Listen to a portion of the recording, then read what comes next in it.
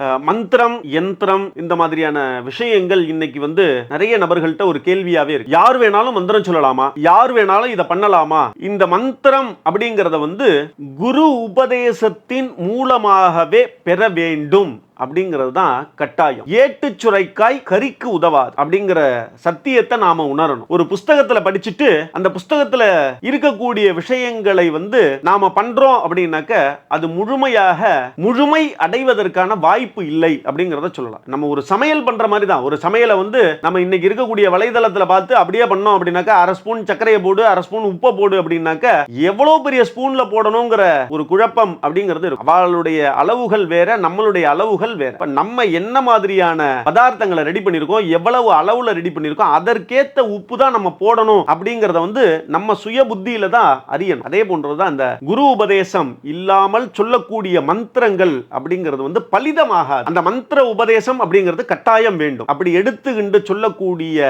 மந்திரங்களுக்கு சித்தி உண்டு, நிச்சயமாக அதற்கான பலன்கள் உண்டு.